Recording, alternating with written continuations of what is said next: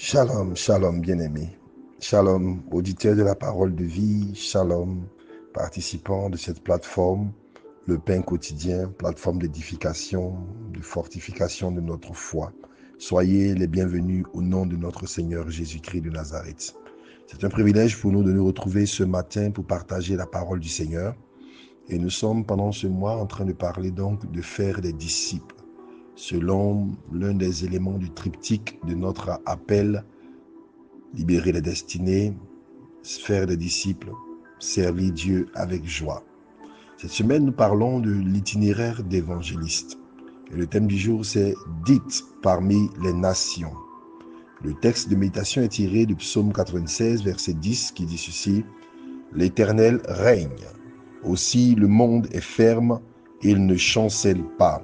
L'Éternel juge les peuples avec droiture. » L'itinéraire d'évangéliste nous donne de comprendre où, comment et quand nous devons communiquer le message que Dieu nous a donné la charge de porter au monde.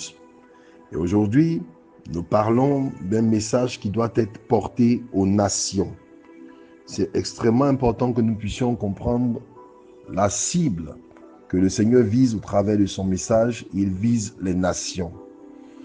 Mais incorporer la dimension des nations dans notre message nous fait prendre conscience de notre responsabilité et du besoin d'agir à l'échelle des nations. C'est vrai, la Bible nous dit que Dieu a tant aimé le monde qu'il a donné son Fils unique afin que quiconque croit en lui ne périsse point mais ait la vie éternelle. C'est donc vrai que le message du salut s'adresse à l'individu et que Dieu se déploie pour l'individu et que Dieu nous connaît de façon personnelle, il nous appelle par nos noms et il veut nous sauver pour une relation personnelle et individuelle avec lui.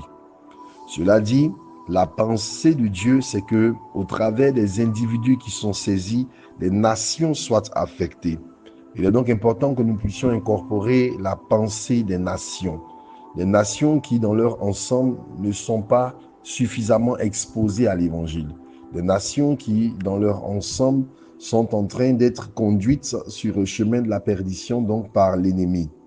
Les nations, c'est un rassemblement d'individus qui vivent sur un territoire, certes, mais qui ont une histoire, qui ont une langue, qui ont un vécu, qui ont quelque chose en partage. Et dans la stratégie de l'ennemi pour pouvoir donc descendre les peuples vers la perdition, il cible les nations. Il afflige les nations par des mots qui sont communs. Il afflige des territoires par des influences qui finissent par affecter la vie des individus. Nous ne pouvons pas donc travailler efficacement au salut des individus si nous n'avons pas la pensée de la nation. Nous ne pouvons pas agir au niveau de la nation si nous n'évoluons pas dans l'Église. L'Église est la structure qui, dans son fonctionnement, a la capacité spirituelle et la stature pour parler à l'échelle des nations. C'est la raison pour laquelle l'évangélisation doit revenir et redevenir la priorité des églises, l'église dans sa structure, l'église dans son entièreté. Quel est donc ce message qu'il faut porter aux nations? Le passage nous donne un message qui est à double axe, un double effet, une double dynamique. La première, c'est de dire que le monde est ferme et qu'il ne chancelle pas parce que l'Éternel règne. Pourquoi est-ce que c'est important de porter un tel message, notamment en cette saison? Parce que tout ce que nous voyons, l'actualité que nous regardons, tout ce que nous entendons, tout ce à quoi nous sommes exposés, nous donne un message contraire. Il est vrai que dans l'eschatologie, les choses de la fin, le mal va aller en empirant, les choses vont aller en se dégradant. Et cette dégradation-là va conduire les nations vers l'étape de maturité pour la manifestation de notre Seigneur. Mais il est important de porter ce message-là, que le monde ne chancelle pas. Que signifie le monde ne chancelle pas? Est-ce que cela signifie que nos économies ne sont pas éprouvées? Que nos peuples ne sont pas secoués sur un plan social, sur un plan sociétal? Que les mœurs ne se dégradent pas? Non. Cela veut dire qu'il y a un message d'espérance qu'il faut d'abord porter aux enfants de Dieu, porter aux serviteurs de Dieu, portée à tous ceux qui attendent l'espérance d'une vie nouvelle, que le Seigneur est au contrôle. La Bible déclare que Dieu règne. Le Seigneur est dans son temple, il règne. Le psaume 46 nous en parle. Aussi, le monde est ferme. Vous savez, l'univers dans lequel nous vivons peut être secoué, mais notre monde peut être en paix. J'appelle notre monde ce que nous avons monté comme structure autour de nous par notre rapport avec le Seigneur et qui nous donne d'être soumis à un régime particulier dans un microcosme, dans un écosystème qui est soutenu non pas par les liens, par les sources de cette nation, de ce peuple, de cet univers, mais qui est soutenu par les ressources célestes. C'est la raison pour laquelle l'économie mondiale peut être en train de s'écrouler et le ciel peut continuer de pourvoir aux besoins de celui qui se confie au Seigneur. C'est la raison pour laquelle les mœurs peuvent se dégrader, mais la grâce de Dieu peut préserver un îlot de sainteté, de pureté pour celui qui a pu créer son monde autour de son rapport avec le Seigneur. C'est un message pour dire que lorsque Dieu est notre monde, ce monde ne peut pas chanceler. L'univers dans lequel nous vivons peut être écroulé, peut être secoué, mais notre monde, notre rapport avec Dieu qui devient notre monde, notre réalité, ne peut pas chanceler parce que Dieu est inamovible, parce que Dieu ne chancelle pas. C'est un message que ce monde a besoin d'entendre en des temps troublés où des gens sans espérance se suicident parce qu'ils voient la désespérance vers laquelle ce monde s'en va. J'ai entendu des personnes dire qu'ils renoncent même à se marier ou renoncent à avoir des enfants parce qu'ils ne savent pas dans quel monde ils vont laisser ces enfants. Je vais apporter ce message d'espérance que nous pouvons apporter au monde. C'est que nous n'avons pas besoin, nous ne sommes pas obligés de vivre ce que l'univers vit. Nous pouvons expérimenter quelque chose de différent, même dans l'adversité la plus terrible. Cela ne veut pas dire que nous ne sommes pas dans ce monde. Cela ne veut pas dire que nous sommes insensibles à ce que les autres vivent. Mais nous pouvons témoigner qu'il y a une réalité, qu'il y a une vie qui nous propulse, qui nous positionne au-delà de tout ce que ce monde est en train de vivre.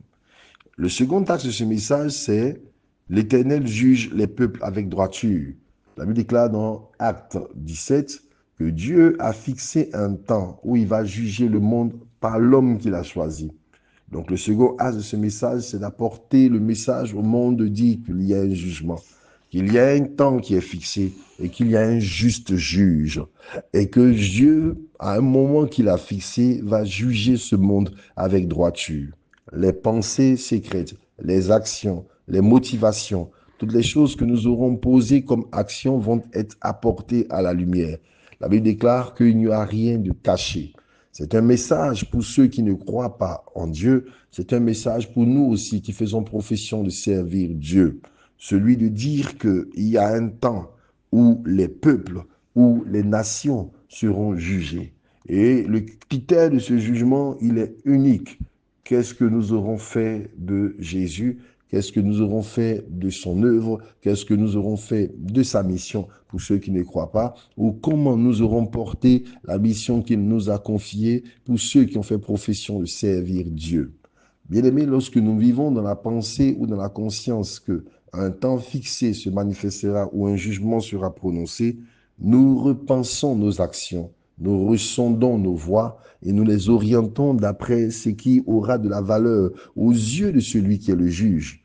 Parce que finalement, le message central, c'est que ni nos pères, mères, patrons, collègues, amis, sociétés, gouvernements ne seront ceux qui auront le mot pour nous juger à la fin de la journée. Que sert-il donc de se chiner à plaire à ce que ce monde fixe comme objectif, fixe comme idéal, fixe comme élément à atteindre? Que sert-il de vivre une vie destinée à plaire à tout le monde, sauf à celui qui, en fin de compte, aura le mot pour juger de la valeur de nos vies? Des personnes peuvent juger que notre vie est une réussite parce que nous avons pu, accumuler un certain nombre de richesses. Nous avons pu atteindre une certaine notoriété parce que nous avons pu véritablement accomplir certaines choses qui sont certes appréciables et pour lesquelles j'encourage tout le monde à essayer d'avoir un impact positif autant qu'il peut et qu'il puisse pouvoir se faire s'accorder les éléments de réussite qu'il peut. Mais à la fin de la journée, ce qu'il a lieu de comprendre, c'est que le juste juge est celui qui va décider de la valeur de notre vie. Et il est important donc que notre préoccupation soit d'aligner nos vies sur les critères de celui qui sera le juste juge. L'évangile, c'est aussi cela. C'est de dire à nos frères, à nos amis, à tous ceux qui nous entourent, qu'il y a un temps que Dieu a fixé où il amènera toute œuvre en jugement. Et le seul critère du jugement, ce sont les œuvres qui correspondent à ce qui avait été écrit à notre sujet dès les temps de l'éternité avant que nous soyons manifestés sur cette terre. Nous avons le devoir de travailler à nos études, à nos entreprises, à nos familles. Nous avons le devoir de faire ce que nous pouvons faire pour pouvoir donc prendre soin des choses que Dieu a mises sous notre responsabilité et des personnes que Dieu nous a confiées. Nous avons le droit de pouvoir espérer en une vie meilleure et de bâtir ce que nous pouvons bâtir pour apporter un minimum ou un maximum de confort pour notre vie. Mais nous n'avons pas le droit d'oublier les référentiels que Dieu va utiliser pour juger de ce que notre vie aura représenté comme valeur. Je prie que la grâce de Dieu nous donne de comprendre ces choses et de les mettre en œuvre. Que Dieu vous bénisse. Shalom.